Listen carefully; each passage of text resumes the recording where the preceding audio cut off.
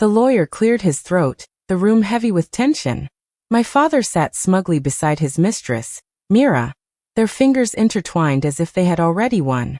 Neo, my half-brother, smirked, whispering that I would walk away empty-handed. But when Grandma's voice echoed through the letter she left behind, the entire room froze. Her fortune, her land, her legacy, everything was mine. And that was only the beginning of their downfall. The room was filled with cold stares and fake smiles, but I could feel the hatred burning underneath. Every chair creaked as relatives leaned close to whisper, their words dripping with poison. My father sat straight, pretending to look calm, but the way his hand rested over Myra's showed he was already certain of victory. Myra's lips curled into a smile that was too sharp, too smug, as if she had already moved into Grandma's house and taken her seat at the head of the table. She looked at me with eyes full of pity, as if I was a child lost in the wrong room. Neo sat across from me, tapping his fingers on the table, his smirk widening every time our eyes met. He leaned forward and whispered, "Forgotten child. You'll leave with nothing." His words cut deep, but I stayed silent. The lawyer shuffled his papers, but the room was louder than his voice. Mira kept adjusting her necklace, flashing it under the light, trying to remind everyone she belonged to my father now. Neo laughed quietly when the lawyer mentioned Grandma's name. Like the idea of me inheriting anything was a joke. My father didn't even look at me once. To him, I was already invisible, erased from the family picture. He spoke softly to Mira, but I caught pieces of his words. Our estate, our land, our vineyard. He didn't say hers. He said ours, like everything Grandma built was already theirs to divide. Every second felt heavy. I wanted to speak, to defend myself, but I knew they would only laugh harder.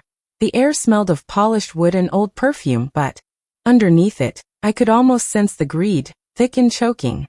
Neo leaned back, stretching as if the show was about to start, confident that I was only here to watch them celebrate. Mira crossed her legs, resting her hand on my father's arm, and whispered something that made him chuckle. Their laughter felt cruel, like knives scraping against my skin. I sat quietly, my hands folded in my lap, holding back the storm inside me. They thought I was weak, a shadow in the corner, someone they had already beaten before the words were even read. But deep down, I knew this wasn't their stage. This was Grandma's room, and she had left her truth hidden in the words we were all about to hear. And when they came, everything would change. When I close my eyes, I can still see Grandma's smile, the kind that made me feel like I was the only person in the world who mattered. While others pushed me aside, calling me weak or unwanted, she always pulled me close. When my father ignored me and Neo mocked me, Grandma would take my hand and whisper, "You are stronger than they'll ever know." Those words became my shield, even when I felt like breaking. I remember the afternoons in her garden, where she would bend down to plant flowers and tell me that every seed had to fight the darkness before it could bloom. "That's you," she'd say, brushing dirt from her hands. "You're my seed, and one day, you'll bloom in the light no one can take away." She never spoke like others did. She didn't tell me to be quiet or to stay out of the way. She told me to stand tall, to listen, and to learn. There were nights when I cried, thinking I didn't belong anywhere. My father never hid his favoritism for Neo, and Mira made sure I felt unwanted every time I stepped into the room. But Grandma's voice was always there, calming me. She would sit me down with a cup of tea and tell me stories of her own struggles. How she fought when people doubted her. How she built her land when everyone said a woman couldn't. She wanted me to know that power wasn't given, it was earned. And quietly, without anyone knowing, she was preparing me for a battle I didn't even see coming. She taught me how to read documents carefully, how to understand people's eyes more than their words, and how silence could sometimes be louder than shouting. At the time, I thought they were just little lessons, but now I see she was shaping me, sharpening me for this very day. Neo laughed at me for spending so much time with her, saying I was wasting my days with an old woman. But he never realized that every moment with her was a gift no money could buy. And now, sitting in that room with all their greedy faces, I felt her presence beside me. I could almost hear her whispering again, telling me to stay calm, to trust her plan. While they thought I was the forgotten child, Grandma had already chosen me. She knew my strength when no one else cared to look. And in that moment, I finally understood. This wasn't just about inheritance. It was about the bond we shared, a bond that gave me the courage to face whatever came next. The lawyer's voice filled the room as he began to read, his words slow and steady, but my father leaned back in his chair with the confidence of a man who thought he had already won. His lips curved into a proud smirk, and Mira rested her hand on his arm like a queen about to be crowned. Neo crossed his arms, already grinning, waiting for the part where my name would be skipped as if I had never existed. Their eyes didn't just look at me. They looked through me, certain I was nothing more than a spectator. The lawyer cleared his throat and read the first line. To my beloved grandchild. The room grew tense for a moment, but my father chuckled under his breath, certain it was meant for Neo. Mira tilted her chin higher, whispering something about celebrating later. But then the lawyer spoke my name. My name. The air shifted instantly, and every eye turned toward me. Neos. Grin faltered, and Myra's fingers tightened on the edge of her dress. The lawyer continued, his voice firm, unshaken by the sudden silence. Grandma's words poured out like a storm no one expected. She wrote of love, of trust, and of disappointment in those who had betrayed her. Then came the line that broke the room in two. I leave my estate, my vineyard, my land, and all that I built, to my grandchild who stood by me when others turned away. My father's smirk froze, then slowly slipped from his face as if it had been ripped away. His eyes widened, his hands gripping the arms of his chair. He sat forward now, no longer relaxed, his confidence shattered in front of everyone. Myra's mouth opened in protest, but no words came out. Neo's fists clenched, his jaw tight, his mocking smile gone. The lawyer didn't stop. He went on to explain that every decision had been sealed and signed, legally untouchable. Grandma had left no room for argument, no space for tricks.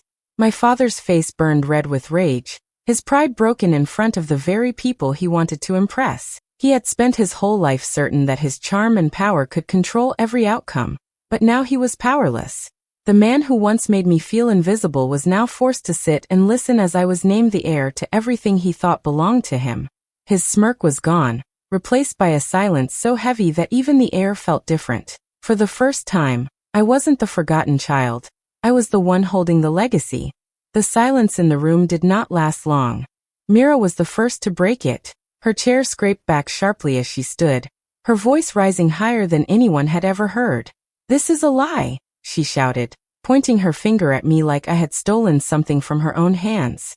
Her eyes burned with anger, and her face twisted as she accused me of tricking Grandma, of twisting her words, of forcing her to change the will. She was old and weak, Mira cried. She didn't know what she was doing. This child manipulated her.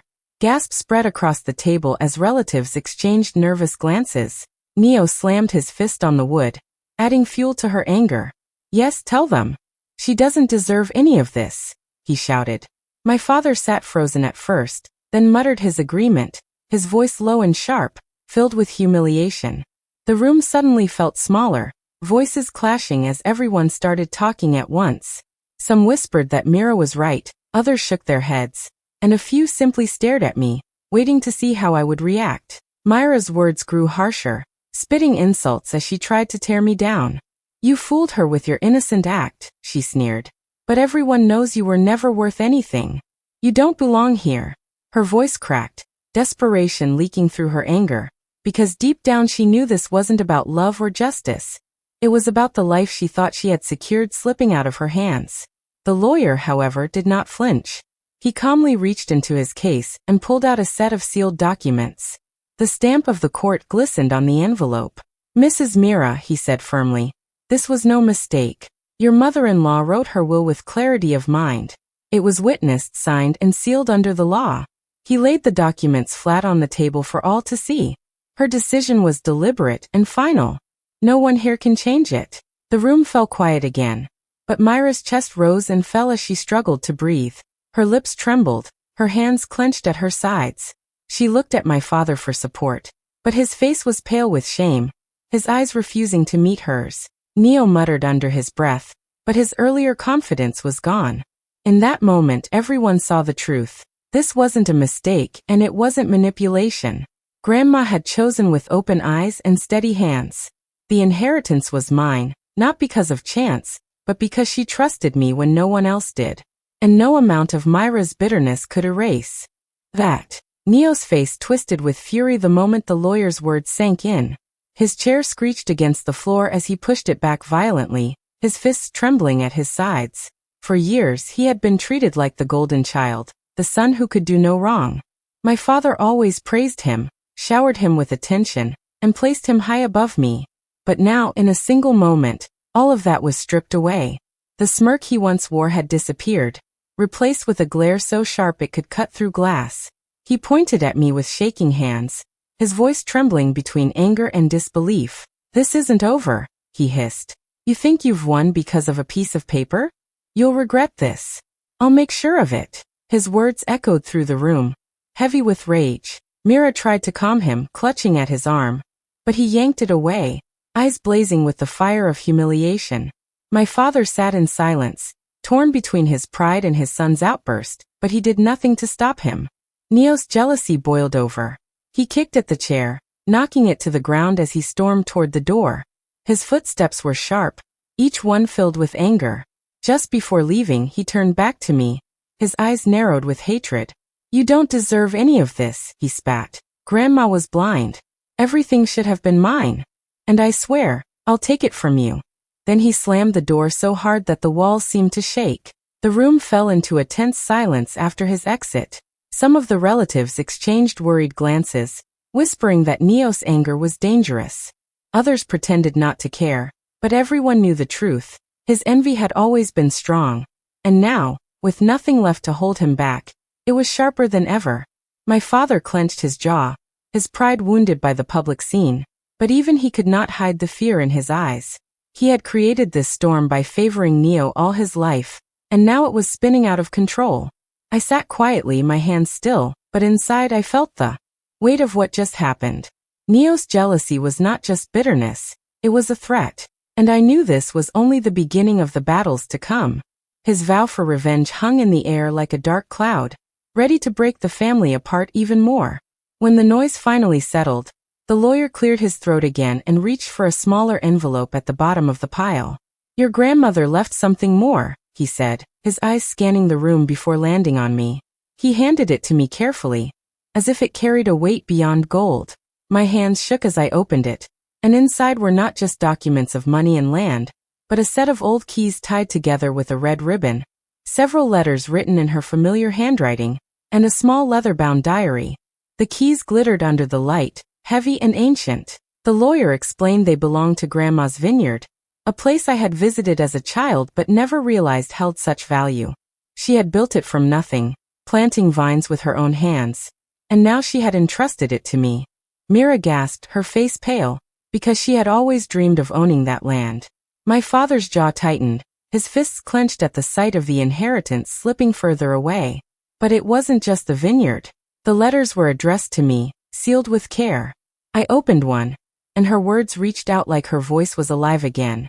"My child, if you are reading this, know that I chose you because you carry my spirit. I leave you not only my wealth but the truth." My eyes blurred as I read, but I turned to the diary, and what I found inside shook me more than anything else. Page after page, Grandma had written her thoughts, her pain, and the betrayals she had witnessed. She wrote about my father's debts, the lies he told to the community, and the way he used her money to cover his scandals. She wrote of Mira, how she manipulated her way into his life, whispering poison into his ear, trying to cut me out long before this day. Each word was a record, a weapon, proof that their greed was not hidden from her eyes. The room grew colder as I read some lines aloud. My father's face turned red, Myra's lips trembled, and relatives shifted uneasily in their seats. The truth was no longer buried, it was written, sealed, and handed to me. Grandma had not just left me her wealth, she had left me her voice, her legacy, and her shield. As I held the keys, the letters, and the diary close to my chest, I realized she had given me more than anyone in that room could ever take away. She had left me the truth, and with it, the power to rise above every lie they had ever told. My father had always walked through the town with his head high, dressed in fine suits, his voice carrying pride. People once called him a man of honor, a leader, someone who commanded respect. Wherever he went, hands reached out to greet him, and neighbors whispered about his power and wealth. But all of that began to crumble when Grandma's will was read and the truth of his mismanagement started to surface. It began with whispers. A businessman came forward, saying my father had borrowed money he never paid back. Then another revealed how he had lied about investments, using other people's funds to cover his own debts. Soon the whispers turned into open talk in the marketplace, spreading faster than fire. The same people who once admired him now shook their heads and spat his name like it was a curse. His debts piled up, and creditors started knocking at the door. Land he once bragged about owning was suddenly taken from him, seized to cover what he owed. The bank froze accounts, and the luxury cars he paraded around the community were repossessed one by one. People who used to bow their heads to him now crossed the street to avoid him. The respect he fed on was gone, replaced by shame that clung to him like a shadow. Mira, who once held his arm proudly, began to hide her face in public. Neo, still bitter and furious, refused to stand by him, blaming him for everything they had lost. For the first time, my father sat alone, his empire of pride falling apart brick by brick. He tried to defend himself, saying it was all lies, but the documents in Grandma's diary matched every accusation. Proof of his betrayal was everywhere, and no excuse could save him. At community gatherings where he once stood in front, people now whispered behind him.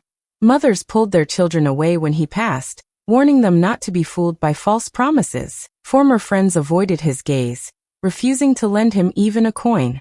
The man who once silenced others with his presence now found his own voice ignored. I watched all of this quietly, not out of revenge, but out of understanding. Grandma had always known this day would come, and she left everything in my hands to rebuild what he destroyed. My father's fall was not sudden. It was the result of years of lies, greed, and arrogance finally catching up with him. And as the world turned its back on him, I realized he was no longer the giant I feared. He was only a man, stripped bare, standing in the ruins of his own pride. After the chaos of the will reading and the storm that followed, I could have spent my days chasing revenge. I could have wasted time proving to my father, Mira, and Neo that I was worthy. But Grandma's letters echoed in my heart. She had not chosen me so I could fight with them. She had chosen me so I could rise above them. So instead of holding on to anger, I turned my focus to what she left me. The first step was the vineyard. The land was overgrown, the vines weak from years of neglect, but I remembered walking there with Grandma, her hands brushing over the leaves as she told me, "This land has life. Treat it well, and it will never fail you." I hired workers who believed in her vision, people from the community who had once worked alongside her. Together, we restored the soil, replanted vines, and brought the vineyard back to life. The air filled again with the smell of ripe grapes, and soon, the first bottles of wine carried our family name with pride. But I did not stop there. With the inheritance and the profits from the vineyard, I began to invest wisely. I opened small businesses, starting with shops and farms, creating jobs for people who had once been under my father's shadow.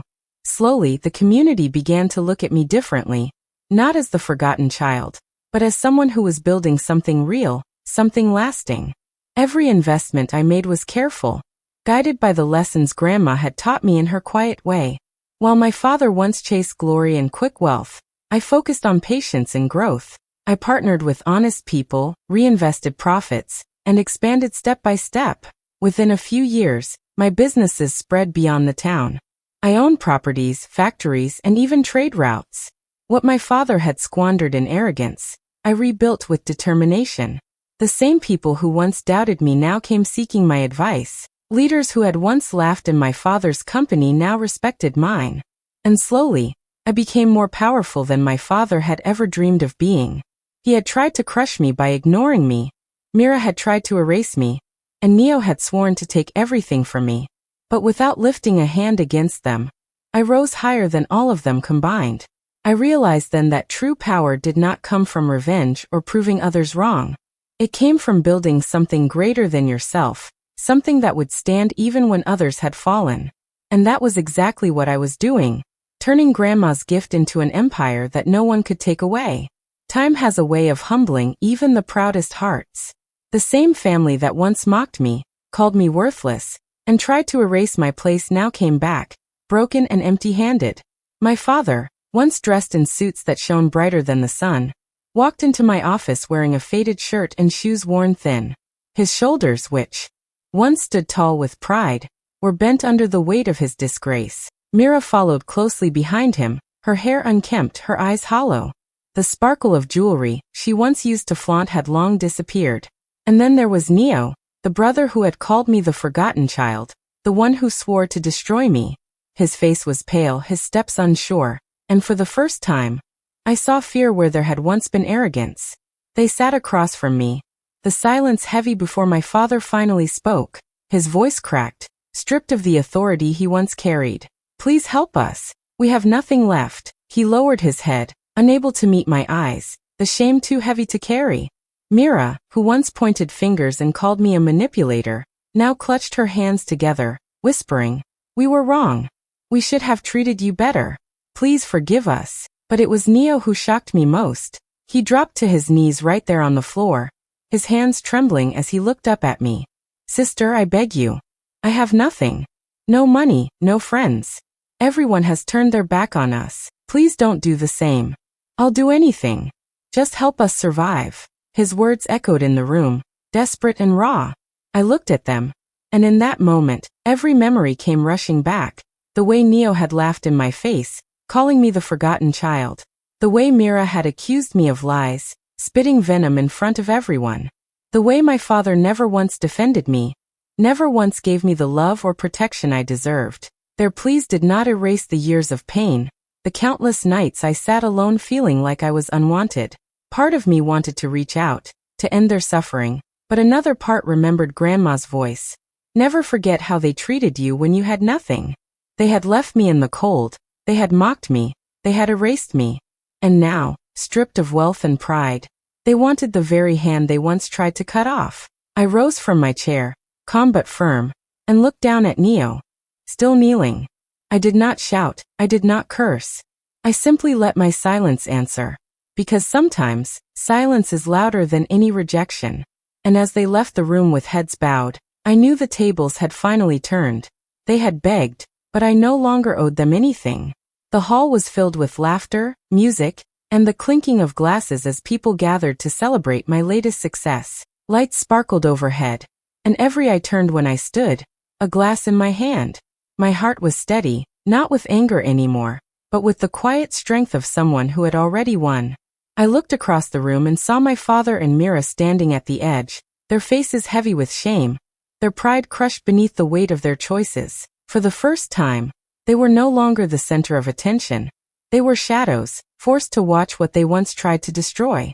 I lifted my glass, the sound of silence spreading as the crowd leaned in to hear my words. "You thought Grandma left me with nothing," I said, my voice clear and calm. "But she gave me everything you could never buy, her trust." The words struck like lightning, and for a moment the air froze before the applause erupted, loud and strong. People cheered, clapped, and some even rose to their feet, honoring not just my success, but the truth I had carried through fire and betrayal. My father's eyes dropped to the floor, unable to meet the gaze of the people who once respected him. Mira shifted uncomfortably, her lips pressed tight, as if swallowing the bitter taste of defeat. The very legacy they tried to steal had become my crown, and they had no choice but to witness it. They had thought wealth was the measure of power, but tonight proved something greater, that love, trust, and resilience could build an empire no amount of money could ever touch. I took a slow sip from my glass, smiling as the applause carried on. In that moment, I wasn't the forgotten child, I wasn't the outcast, I was the one who rose. When they pushed me down, the one who held Grandma's legacy not in gold or land, but in the strength she planted deep in me. The crowd saw it, they felt it, and they honored it. And as I placed the glass back on the table, I didn't look at them with anger or pity. I simply looked past them, because they no longer had power over me, no longer had a place in the story they tried to erase me from. The night belonged to me, to the truth, and to the woman Grandma always knew I could become.